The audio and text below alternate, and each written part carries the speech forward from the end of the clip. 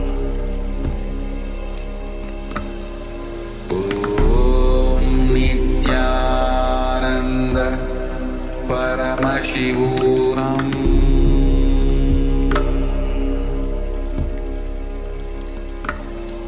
Om Nityananda Paramashivoham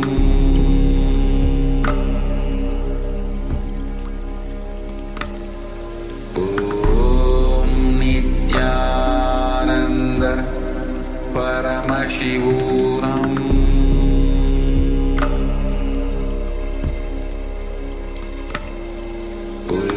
Om Nityananda Paramashivoham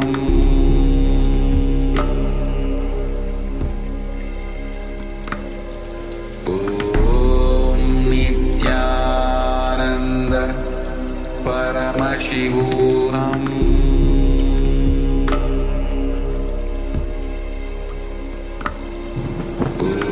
Om Nityananda Paramashivoham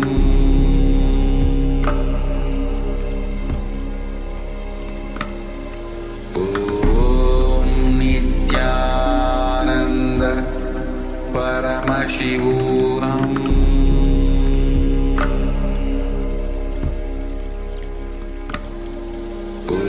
Om Nityananda Paramashivoham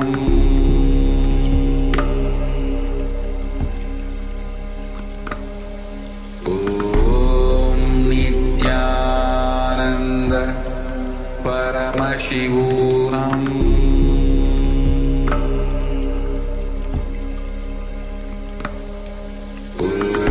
Om Nityananda Paramashivoham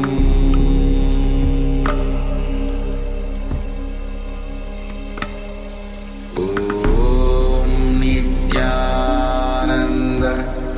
Paramashivoham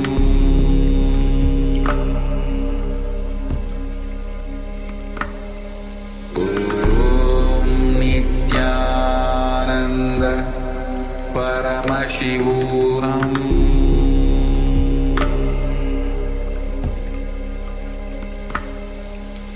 Om Nityananda Paramashivoham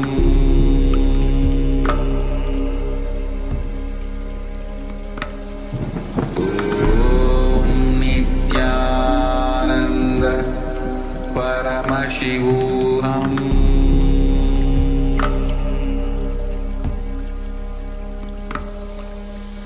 Om Nityananda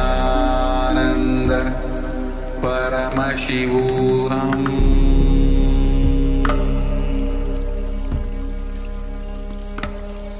Om Nityananda Paramashivoham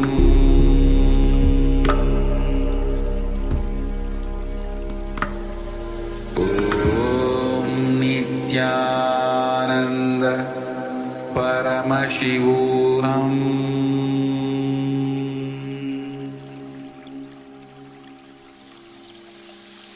I bless you all. Let you all open all your three eyes.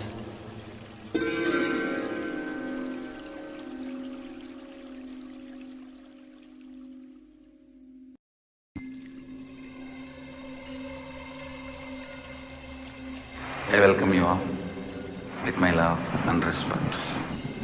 Let you all open all your three eyes. Om Nityananda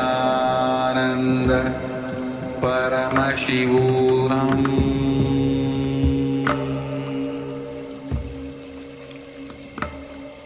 Om Nityananda Paramashivoham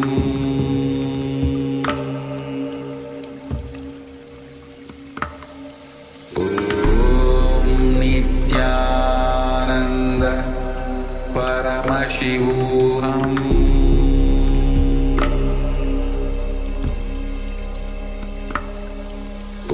Om Nityananda Paramashivoham Paramashivoham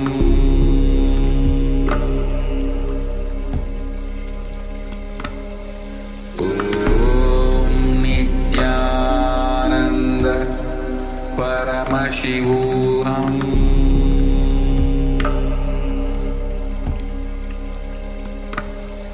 Om Nityananda Paramashivoham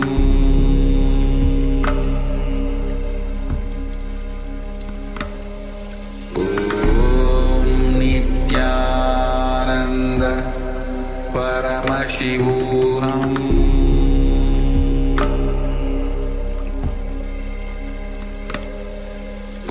Om Nityananda Paramashivoham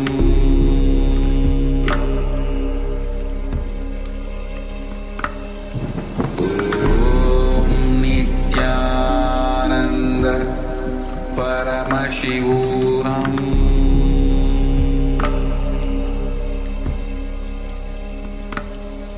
Om Nityananda Paramashivoham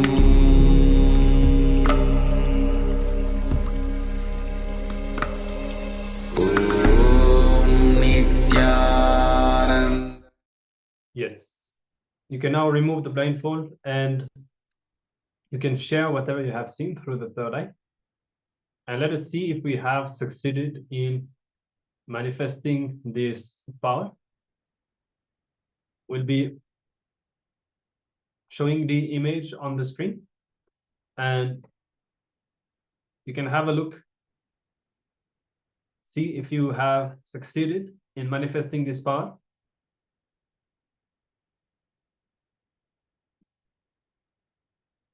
As you can see, the image is of a hawk and the sky is of a kind of orange color of the sunset and a lot of clouds in the background. So if you have seen a hawk or even feathers, anything related to this animal or the colors, then congratulations.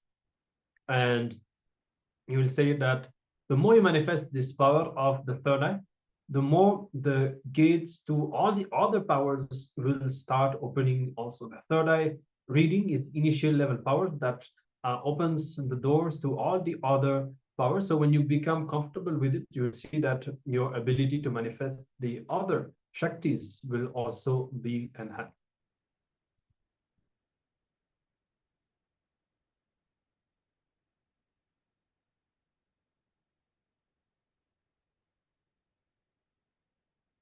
Yes. We're going to move on into a second round of power manifestation. So once more, tie your eyes and settle down. We're going to have a rapid round. So quickly settle down, get ready. Yes. Tie your eye band and settle down. Shanda Mahavakya. Om Nityananda Paramashivoham. Declare that you are Paramashiva. By the grace of Swamiji, this highest possibility is available to you. So bow down in gratitude to Swamiji. Connect to him through the third eye. Visualize Swamiji in your inner space and let him reveal what we are projecting on the screen next as we enter into the second round of this power manifestation.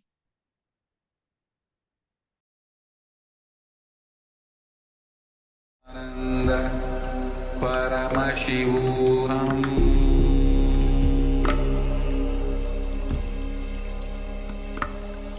Om Nityananda Paramashivoham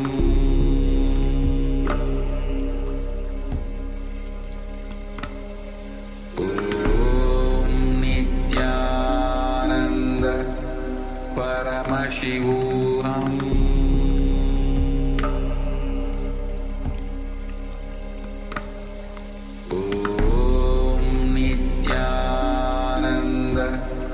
Paramashivoham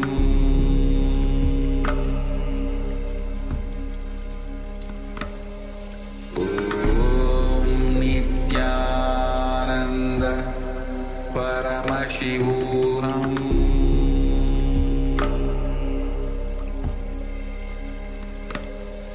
Om Nityananda Paramashivoham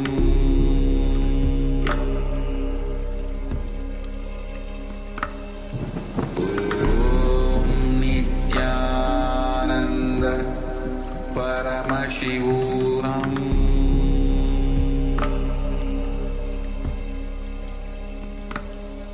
Om Nityananda Paramashivoham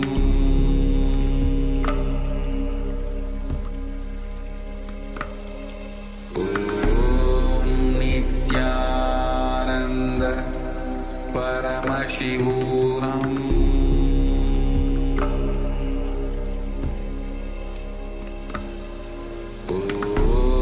Om Nityananda Paramashivoham Om Nityananda Paramashivoham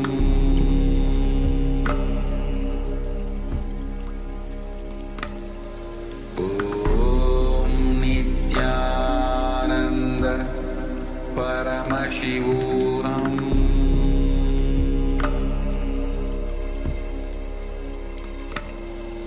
Om Nityananda Paramashivoham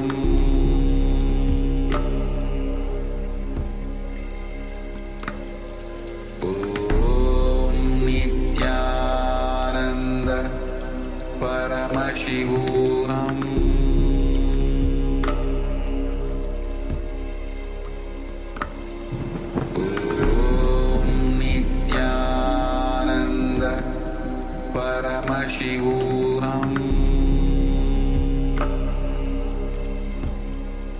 Paramashivoham Om Nityananda Paramashivoham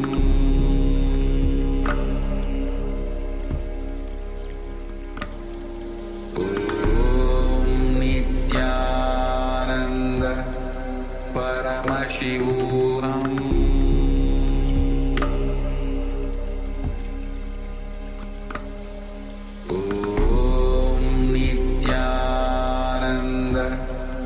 Paramashivoham Om Nityananda Paramashivoham Om Nityananda Paramashivoham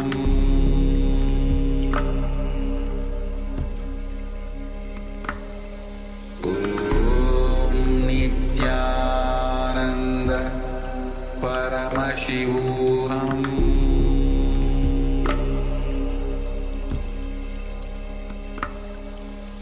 Om Nityananda Paramashivoham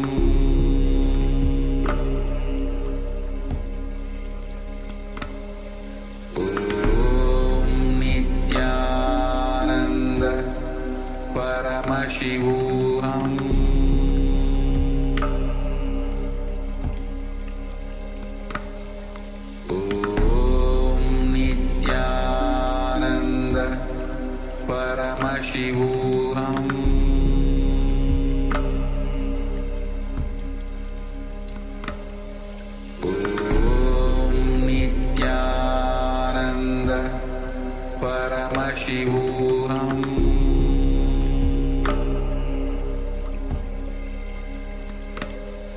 Om Nityananda Paramashivoham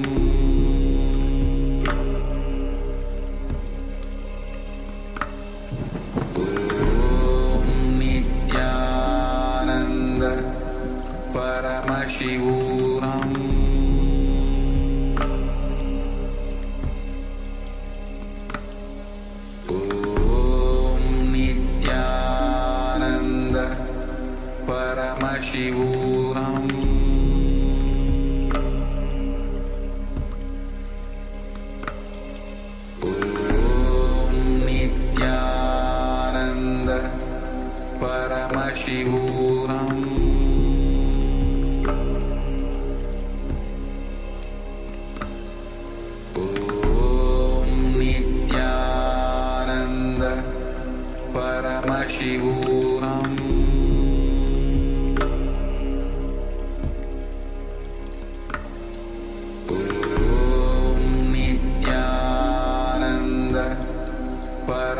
Paramashivoham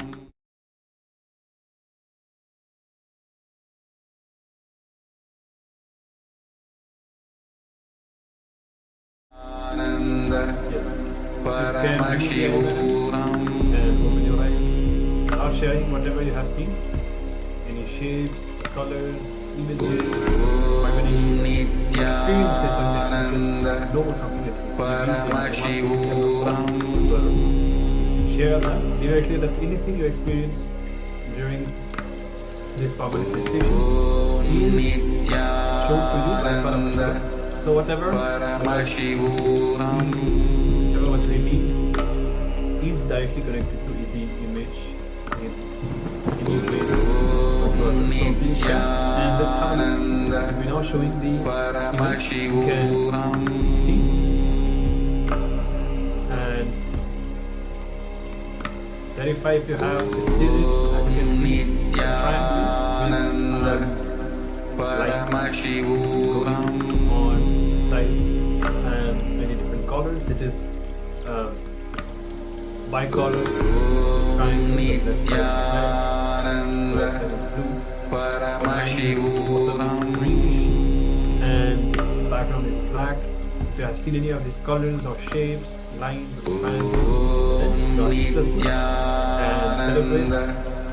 Paramashivoham Experience that you are Paramashiva, this truth will become a reality for you, and you will naturally carry the highest knowledge and the confidence that you can manifest your reality everywhere you go. This is the main, one of the main byproducts of manifesting this power. Is that when the third eye gets powerfully awakened, you get the ability to manifest and it just becomes a reality. You just naturally manifest whatever you want, all the obstacles. So, congratulations for taking part in this power manifestation.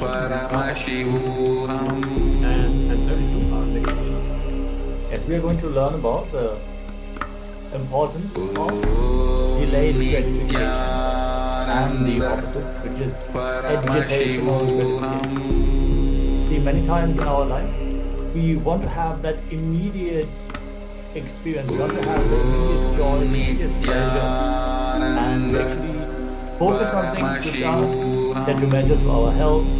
We are not able to pursue our long-term goals because we focus on short-term things. So let's now listen in how to step out of this battle and actually. Yes, sorry for the technical glitch. Let us now listen to the Supreme Pontiff of Hinduism about delayed gratification and how we can implement it into our lives.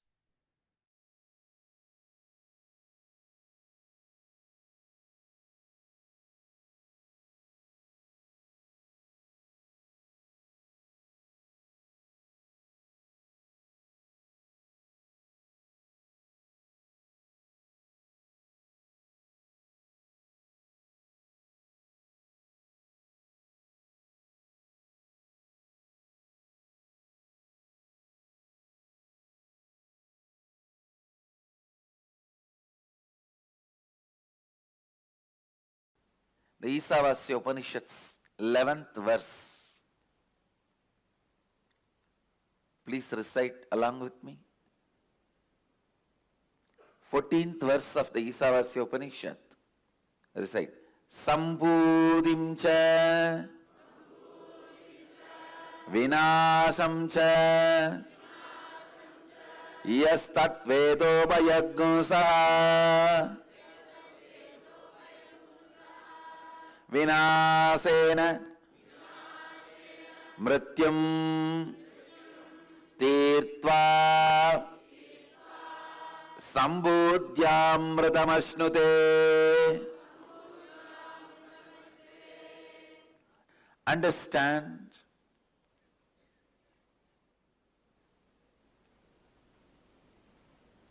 cognize your existence,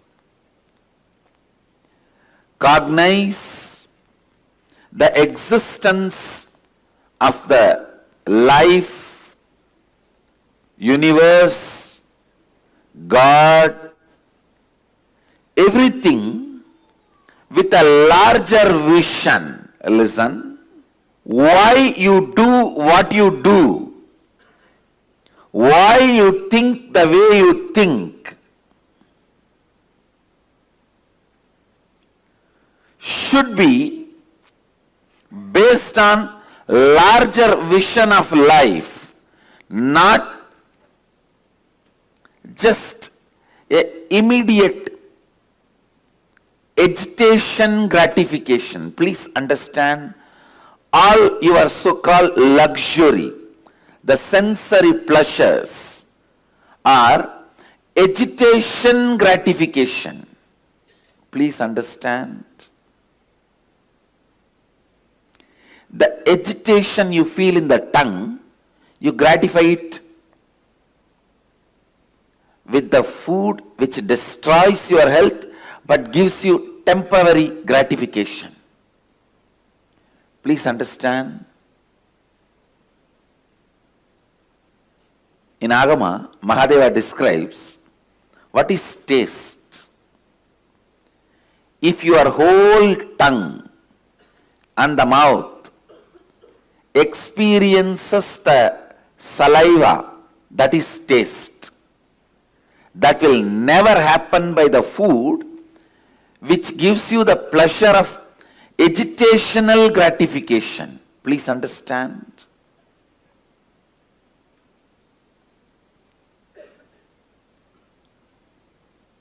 High spicy. Understand.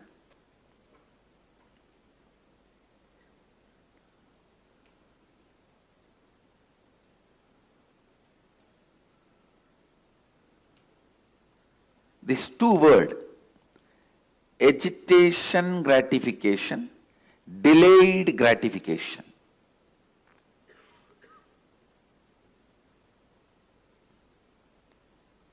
When you think you are going to exist only this 20-25 years which is in front of your eyes, you will always opt for only agitational gratification things. Now, what next? What next?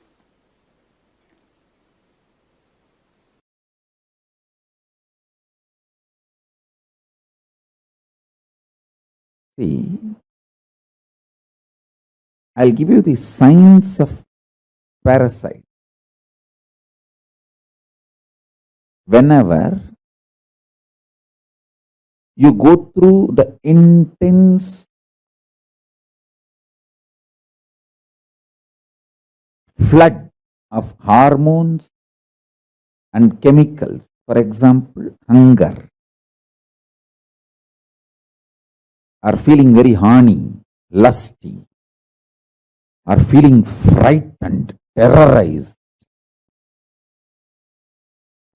whether you feel lusty, sexually driven, horny, or frightened, terrorized, or hungry, all these three is just flood of hormones and chemicals inside you. Whenever the hormones and chemicals are flooded inside you, the womb, mother component for the parasites to be born is created. The egg, garbha, for the parasites to be born is created. The good news is you can live without letting the parasites happen in you. But if you decide to dump food the moment you feel hungry, your action is the male component, sperm inserted into that egg. Your action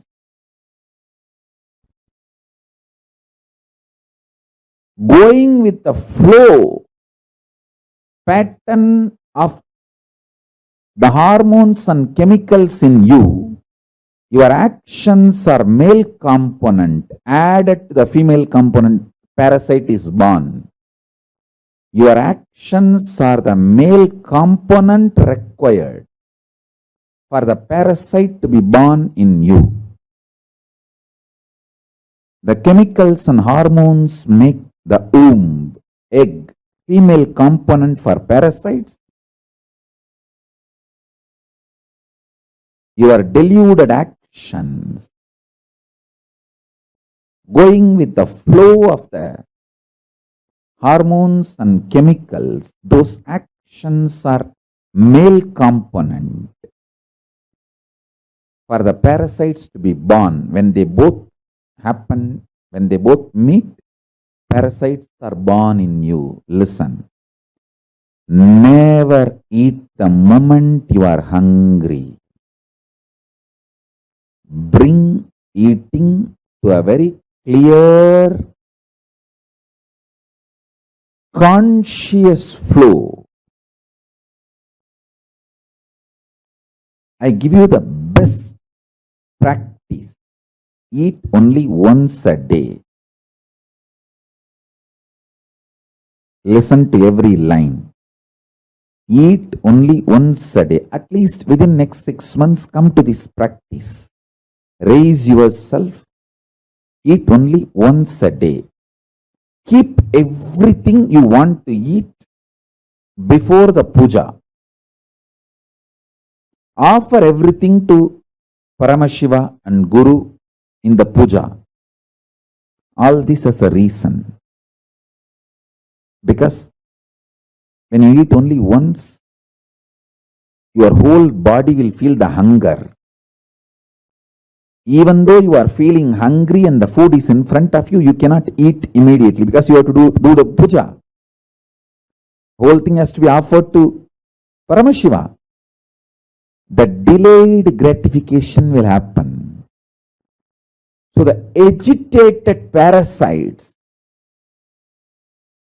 will not get strengthened by your repeated actions of fulfilling them whenever they trigger you. See, when the parasites are born, they get strengthened by triggering you and making you act on the same pattern. Listen.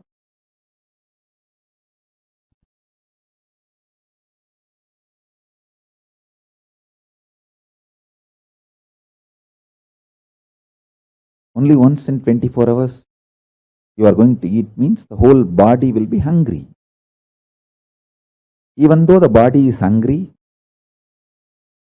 your parasites are triggered, and the parasites are triggering the not just hunger, anger, and the food is there in front, but you can't eat because you have to now do the puja and offer the whole thing to the deity. And finally you have to eat. The whole boiling,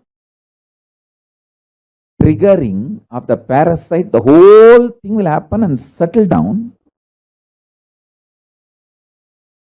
Your eating will not strengthen the patterns your parasites trigger in you. Delayed gratification will kill the parasites and the patterns triggered by the parasite. A person who does delayed gratification lives healthy, long.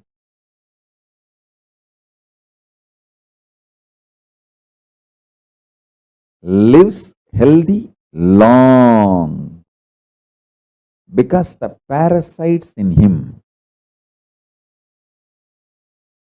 can't trigger patterns in him. I tell you, don't think hunger triggers only the commands to get food and eat. No. The hunger triggers the kind of irritation which is responsible for almost every bad thing happening in the society. I tell you, 99% of the time, people who are fighting are hungry, triggered by hunger pattern.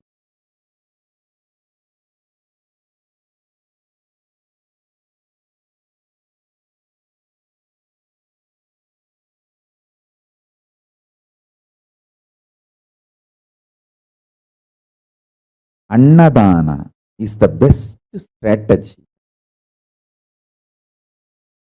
I've always seen, whenever the people come to visit me, guess I tell them first, feed them, give them food, then I'll meet them. So the meeting will always be pleasant. They will be in the mood to listen to what I am saying. There will be beautiful communication. Parasites get strengthened. I tell you, life is a beautiful gambling. Either it can make you God or it can just destroy you. It is how you play. Life is neither good nor bad. It's how you play. If you allow the parasites to take decisions for you,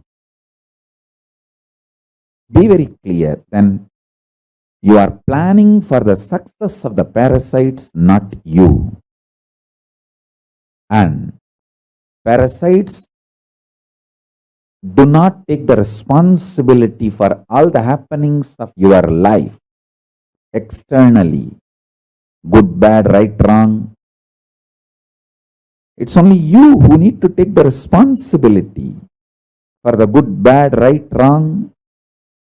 It's you who is going to enjoy or suffer, not the parasites which is hiding inside your muscle memory. They just continue to suck you and make you believe parasites and the patterns generated by parasites are you. They literally take over your identity. Understand? When I open my third eye, I burn your parasites, not you. But you always say, oh, Swamiji is so ferocious. Hey, I am ferocious on your parasite, not on you. I love you. When I show my ferociousness, I make a loud statement, I love you. And I am burning your parasite.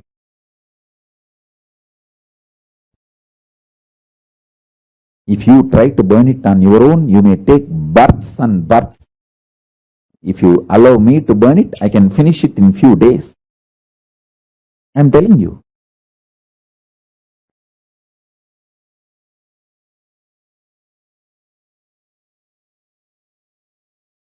Make these simple things. Make one meal a day as a life. That also keep everything ready. The smell, hot food, fresh food. And naturally, all the patterns, parasites, everything will be triggered inside you. You'll be already hungry and the smell of the food, but you can't eat because you have to do the puja now. Once you keep everything ready.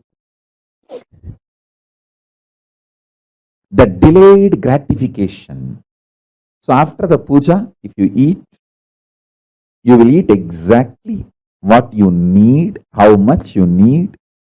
The whole process of eating will not tire you, it will empower you. I tell you, the most healthiest people who lived for a long time, healthily, I have seen in my life, all of them, 100%, whether my grandmother or Kanchi Paramacharya. My grandmother lived 103.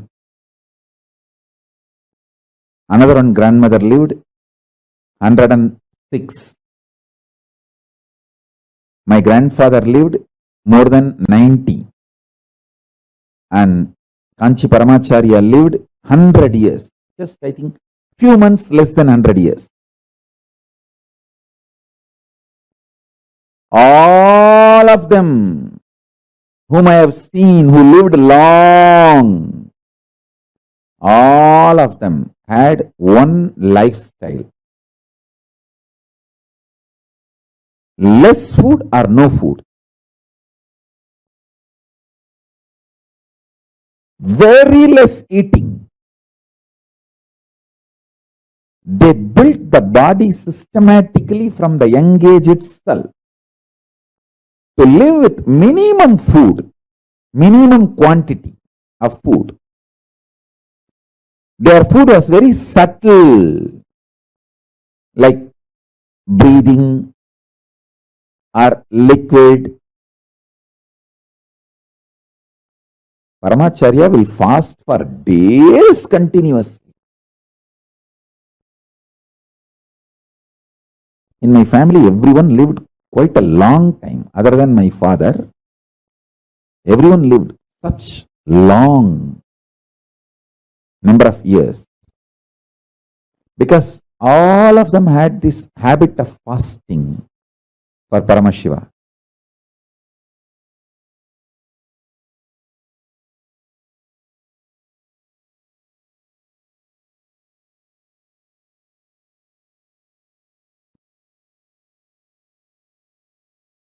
Listen,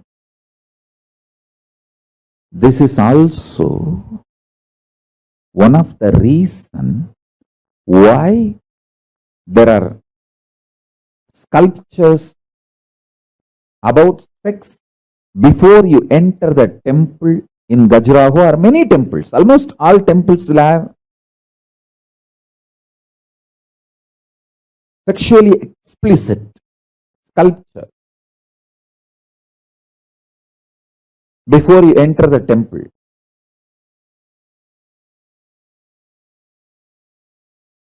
It's like delayed gratification.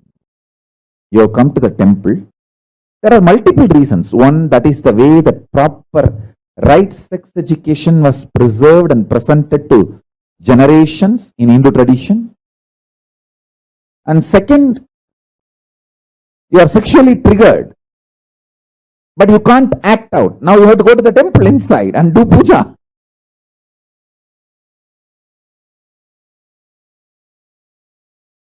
Even if you are in a hurry,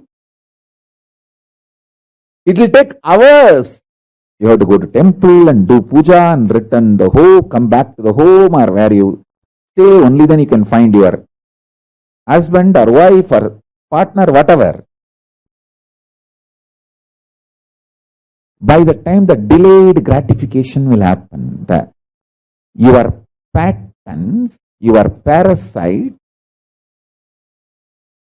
cannot become powerful due to your actions.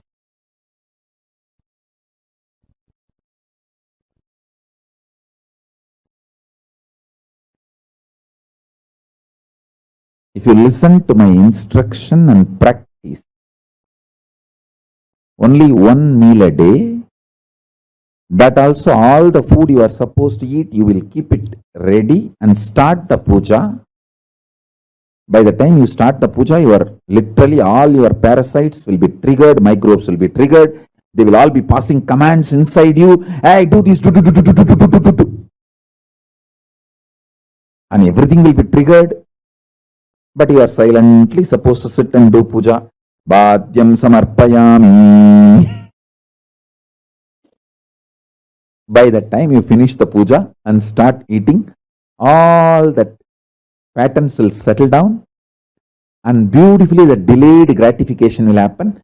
Your eating will not strengthen your parasites, microbes and the patterns triggered by them. If you understand this, you will also understand why the sexually explicit sculptures outside the temple. Because when you see them, you'll be triggered. But You can't act now. You have to go inside the temple and do puja. So the parasite and the patterns triggered by parasites will just melt down. Your action will not strengthen the parasites and the patterns triggered by the parasite. This will empower you. This will empower you.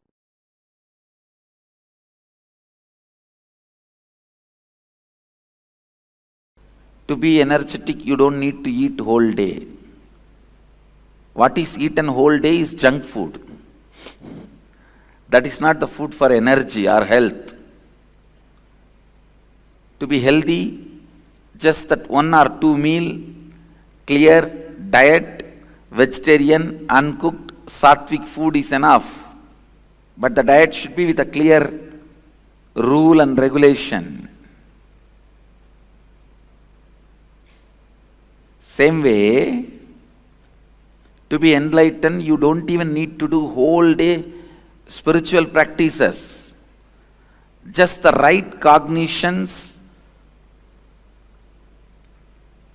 awaken the right cognitions inside and install them, invoke them. Please understand. Now the truths I am teaching, if you invoke them inside your being, they will be making peace inside you eternally. The deepermost part of the cosmic consciousness is peace. Sadashiva. You can experience that by this verse. Please understand.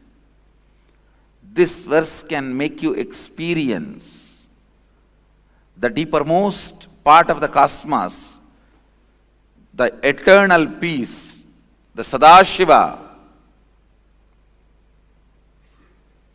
Only one thing. Sit with yourself.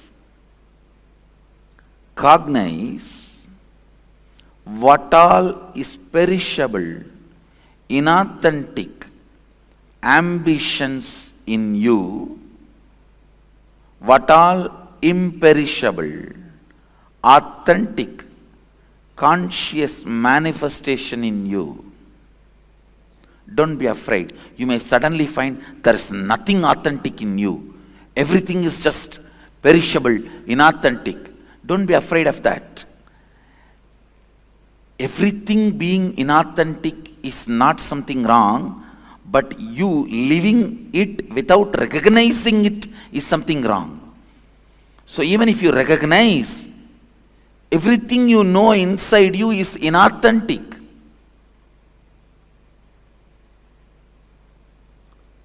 Perishable. Don't worry. This recognition itself is enough. Then drop the whole thing.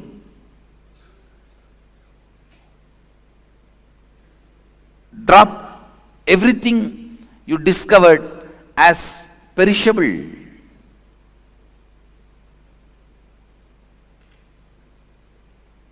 Inauthentic. Nothing wrong. You may ask, then how will I run my life? What will I hold on? Don't worry about that.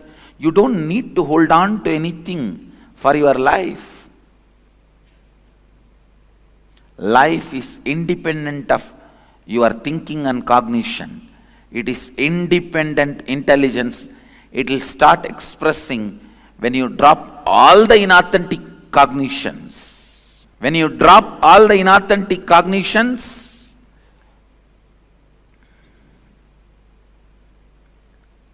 you will see automatically the imperishable starts expressing in your thinking, action, behavior, response, talking, walking, in every way.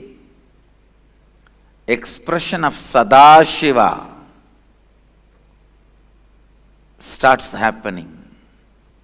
Actually,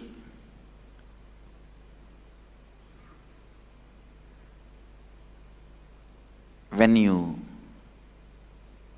recognize all the inauthentic components of you, when you cognize all the inauthentic components of you, they will melt down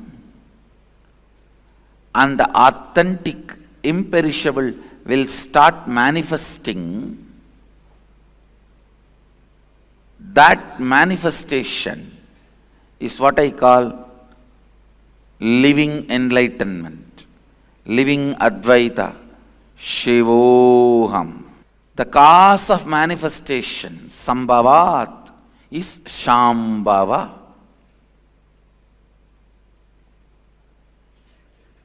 The cause of happening is happening means manifestation means Shambhavat. The source of happening, the cause of happening is Shambhava.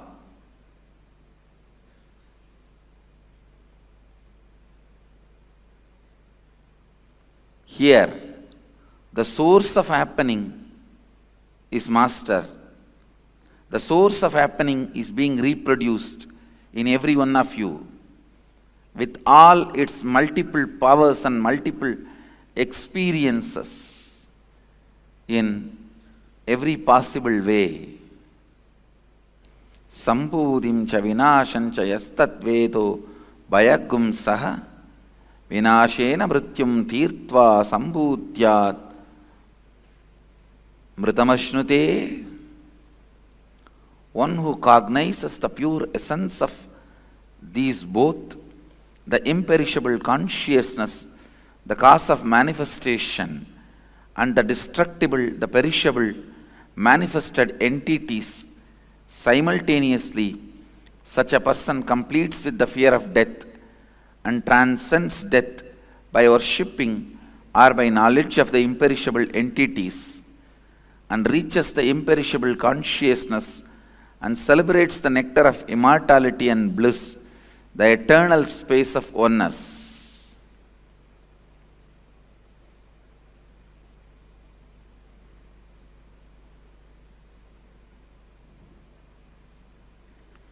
Celebrate the imperishable. Celebrate the eternal.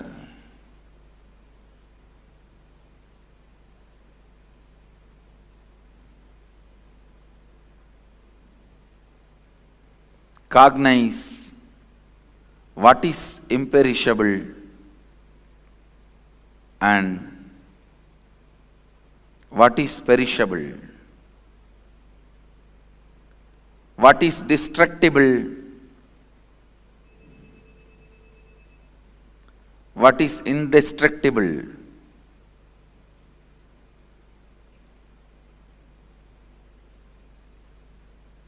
When you start cognizing the inauthentic, perishable, authentic, imperishable inside you, you complete with the fear of death and transcend death. Then no more death for you.